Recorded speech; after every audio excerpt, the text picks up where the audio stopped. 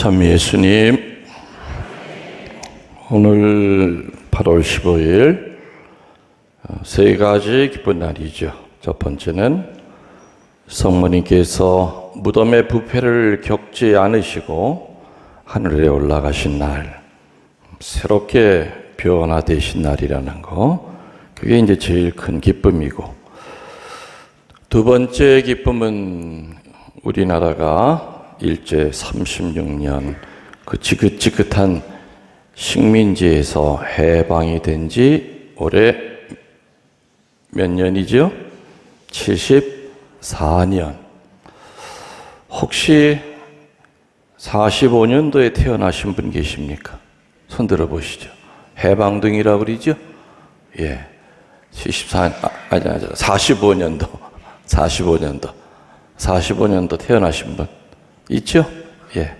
몇 월 달이세요? 5월이요? 예, 태어나고 이제 3달 있다가 이제 해방이 됐습니다. 그에 태어나셨던 분들이 올해 만으로 74, 우리나라 나이로 75입니다. 74년이 됐는데도 아직 우리나라는 분단 국가이고, 또 작금의 현실을 볼 때 우리는 분명히 해방된 나라고 승전국인데 일본이 하는 것을 보면은 참 가슴이 아픕니다. 정말 우리가 다시 한번 명심해야 될 것은 그 독립을 위해 썼던 그 수많은 분들, 그분들 제대로 대접 못 받으시고, 또 여전히 친일파가 득세하는, 어떻게 보면은 민족 정기를 제대로 정리 못했던 그 결과가 지금 일본이 우리를 이렇게 우습게 보는 것이 아닌가. 그래서 어떻게든 강해져야 됩니다. 소리만 지른다고 강해지는 것이 아니라 정말 내실을 기해서 어느 나라도 우리 민족을 무시 못하게끔 해야 되지 않는가. 그래서 아무튼 해방이 된 것만 즐거운 것이 아니라 앞으로 진정한 독립을 위해서 우리 민족이 한 마음이 되어야 되겠다는 겁니다. 세 번째로 기쁨은 오늘 7분의 새 영세자가 이제 강론 후에 세례식을 갖게 됩니다. 2019년 8월 15일, 아마 오늘은 이 7분들한테는 분명 잊지 못할 아주 중요한 날이 될 겁니다. 왜냐하면은 새로 태어나기 때문에, 천사보다도 더 깨끗하게 태어나기 때문에, 죄와 죽음으로부터 이제 구원받기 때문에, 구원이라고 하는 말은 더 엄밀히 따지면 이제 세례를 받으심으로써 구원의 문 안으로 들어서시는 겁니다. 세례 받는 것 자체가 곧 천국을 뜻하는 건 아닐 거지요? 세례 받고 나서 세례 받은 자답게 사셔야 될 겁니다. 루카복음 24장 5절에 어찌하여 너희들은 살아계신 분을 죽은 자들 가운데서 찾고 있느냐라는 말이 나옵니다. 살아계신 하느님을 어찌하여 죽은 사람들 가운데서 찾고 있느냐. 그럼 과연 우리들은 이 살아계신 하느님을 어디서 찾아야 됩니까? 믿음 안에서 찾아야 되겠지요? 믿음은 우리들이 크게 교리적인 믿음이 있고, 또 하나는 체험적인 믿음이 있습니다. 교리적인 믿음이 꽃이 피고 열매를 맺으려면은 체험적인 믿음이 반드시 필요합니다. 또 반대로 체험적인 믿음도 교리적인 믿음이 바탕이 되어 있지 않을 때는 자칫 기복이 되고 맙니다. 그래서 우리들 모두는 교리적인 믿음과 또 살아가면서 느끼는 그 체험적인 믿음이 영적 균형을 잘 이뤄야만 비로소 내 안에 살아계신 하느님이 계시고, 그리고 인격적인 하느님을 우리들은 삶 가운데서 만날 수 있다는 겁니다. 교리적인 믿음과 체험적인 믿음. 오늘 세례받을 7분들은 한 6개월에 걸쳐서 교리적인 믿음에 대하여 배우셨을 겁니다. 교리적인 믿음의 첫 번째는 4대 교리입니다. 천주존재, 삼위일체, 구속강생, 상선벌악, 이것이 천주교의 4대 교리입니다. 또 두 번째로 교리적인 믿음은 성사입니다. 7성사입니다. 그 중에서 특별히 고해성사와 성체성사, 절대 게을리하지 마십시오. 교리적인 믿음은 또 세 번째로 말씀입니다. 히브리서 4장 12절 이하에 보면은 하느님의 말씀은 살아있고 힘이 있으며 어떤 쌍날 칼보다도 더 날카롭습니다. 사람의 마음을 꿰뚫어 영혼과 정신을 갈라놓고 관절과 골수를 쪼개서 그 마음속에 품은 생각과 속셈을 드러냅니다. 말씀을 통하여 우리들은 교리적인 믿음에 다갔습니다. 그리고 또 무슨 믿음이 있다고 그랬지요? 교리적인 믿음이 있고 또 하나 체험적인 믿음. 체험적인 믿음은 사람마다 다 다릅니다. 사제로 살면서 체험하는 것이 있고, 수녀로 살면서 체험하는 것이 있고, 주교로 살면서 체험하는 게 다를 거고, 여러분들도 다 생김새 다르듯이 체험을 통하여 하느님을 만나는 장소가, 환경이 다 다릅니다. 그렇지만은 크게 네 가지로 체험적인 믿음을 통하여 하느님을 느낄 수 있는 첫 번째는 고통입니다. 고통의 체험을 통하지 않고 과연 우리들이 하느님을 깊이 느낄 수 있을까? 불가능합니다. 두 번째 느끼는 체험적인 믿음은 포기할 때 우리는 하느님을 체험합니다. 포기는 그냥 마지못해 밀려서 뒤로 나자빠지는 것이 아니라 적극적인 겁니다. 포기는 다른 어느 것보다도 능동적인 삶입니다. 세 번째 체험은 상실의 체험입니다. 이것은 수동입니다. 잃어버렸을 때. 마지막 네 번째 체험은 순명의 체험입니다. 고통과 포기와 상실과 이 순명을 통하여 우리들은 하느님을 체험합니다. 이러한 체험이 교리적인 믿음에 잘 합쳐질 때 우리의 신앙은 윤기가 흐릅니다. 머릿속에는 교리에 대하여 빠삭히 알고 있다 하더라도 살아계신 체험적인 하느님을 우리들이 느끼지 못하면은 말라 비틀어진 그런 나무가지처럼 뚝뚝 부러질 겁니다. 교리적인 믿음과 체험적인 믿음이 잘 균형을 이룰 때 비로소 내 안에 살아계신 하느님이 있음을 믿는다고 우리는 고백하는데, 그 고백은 세 가지로 나눠집니다. 따라하시기 바랍니다. 주님은 나를 사랑하고 있음을 믿습니다. 주님은 현재의 나의 어려움 반드시 해결해 주실 것을 믿습니다.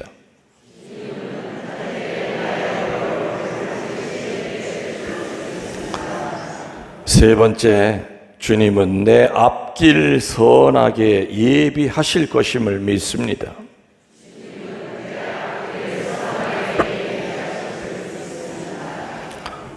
여러분 앞에 있는 이 김신부도 신학생 때부터 한평생을 이 세 가지의 기둥을 붙들고 살았습니다. 고통이 올 때, 포기에 대한 쓰라림이 올 때, 순명에 대한 갈등이 올 때, 상실에 대한 허무감이 올 때마다 주님이 내 앞에 주신 이 세 가지의 믿음의 기둥, 주님은 김신부를 사랑하고 있음을 믿습니다. 주님은 이 김신부의 어려움 반드시 해결해 주실 것을 믿습니다. 주님은 이 김신부의 앞길 선하게 예비하고 계심을 믿습니다. 오늘 세례받은 7분만이 아니라 이미 세례받고 살아가는 우리 모두에게 있어서 이 세 가지의 믿음의 기둥을 붙들고 사느냐 안 붙들고 사느냐 하는 것은 참으로 중대한 문제입니다. 주님은 나를 사랑하고 있음을 믿습니다. 내가 부족해도, 더러워도, 교만해도, 주님 앞에 건방을 떨어도, 죄투성이의 인간이라 하더라도 주님은 현재의 나를 사랑하고 있음을 믿습니다. 얼마나 큰 위로가 되는지 모릅니다. 내가 의인이기 때문에, 눈처럼 깨끗하기 때문에, 지극히 겸손하기 때문에 주님이 나를 사랑하는 것이 아니라 헌데투성이인데도 불구하고 주님이 현재의 나를 사랑하고 있음을 믿습니다는 쓰러졌다가도 다시 우리 두 발에 힘을 줍니다. 주님은 나의 어려움 반드시 해결해 주실 것을 믿습니다. 한마디로 감사하라는 겁니다.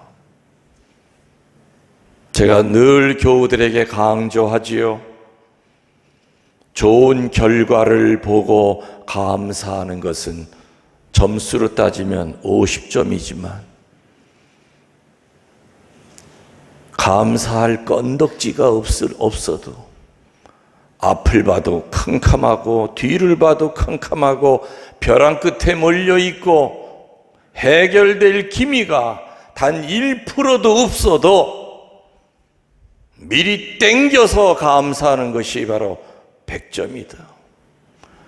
감사하는 데는 기적이 일어나고 치유가 일어나고 구마가 일어납니다. 주님은 나의 어려움 반드시 해결해 주실 것을 믿습니다 하는 말은 지금 이 상황 사면 초가입니다. 제가 뭘 어떻게 해야 될지 모르지만 주님 해결됐습니다. 그래서 저 감사드립니다. 어떤 자매는 제 이 이야기를 듣고 감사 헌금을 갖고 찾아오셨어요. 그것도 천주교 신자가 아니라 개신교 신자가 평화방송에서 신부님이 하시는 얘기를 들었대요. 감사는 결과가 감사할 만한 일이 있을 때 감사하는 것이 아니라 감사할 건덕지가 없을 때도 미리 땡겨서 감사하는 것이다.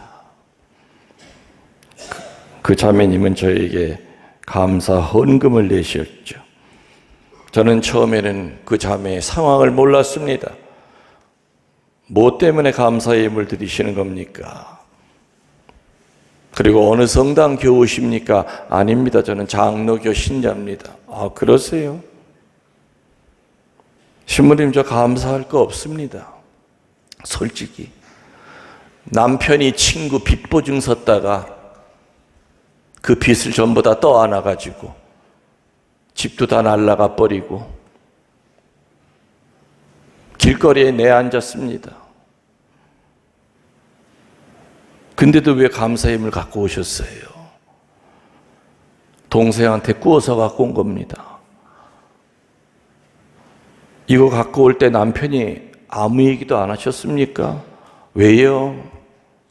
오만 욕을 다 했습니다. 이건 미쳤어.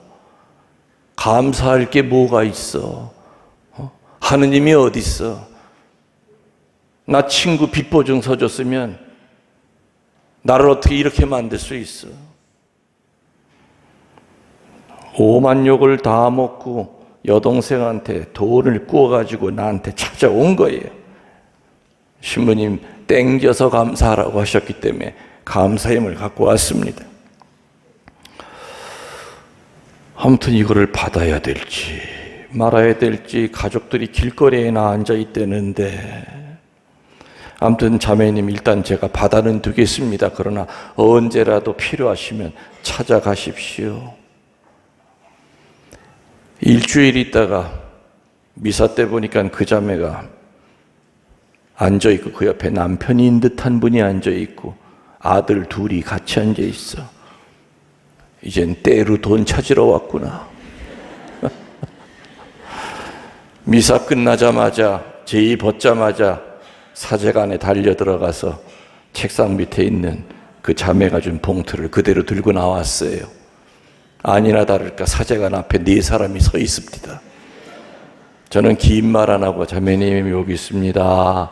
요거 찾으러 오셨죠? 그러니까 자매님이 깜짝 놀래요. 신부님 무슨 얘기세요? 감사의 물을 드린 걸 어떻게 도로 찾습니까? 그러더니 그 옆에 있던 남편이 이번엔 자기 양복 안주머니에서 봉투를 꺼내더니 이번에는 제가 드리는 감사의 물입니다. 이게 어떻게 된 일입니까? 그 형제님이 그런 얘기를 해요. 신부님이 일주일 전에 우리 안사람이 신부님한테 감사의 물 드린다고 처제한테 돈 꺼간 거 신부님 아시죠? 바로 이게 그 돈입니다. 저 정말 그날 오만 욕을 다 했대요.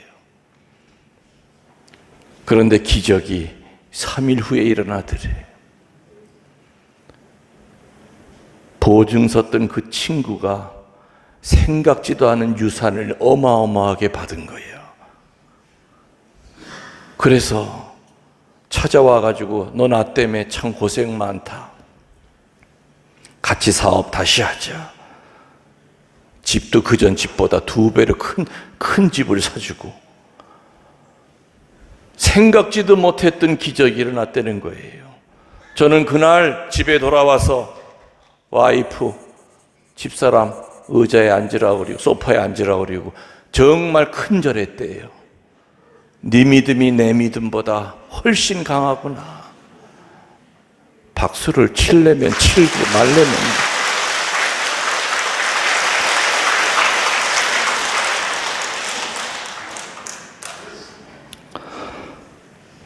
내가 지난 주일날 강론 때 그랬어요. 물질의 축복도 성경에 보면 중요한 축복 중에 하나예요. 근데 우리 왜 이 천주학쟁이들이 다른 종교보다 물질의 축복을 왜 못 받느냐? 이유가 뭐라고 그랬죠? 하느님에게 한평생 드릴까 말까 드릴까 말까 하니까 하느님도 줄까 말까 줄까 말까.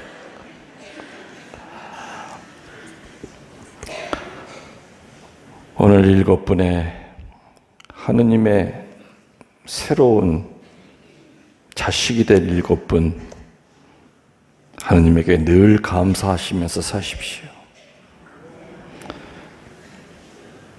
세 번째로, 주님은 내 앞길 선하게 예비하실 것을 믿습니다. 야훼 이레입니다.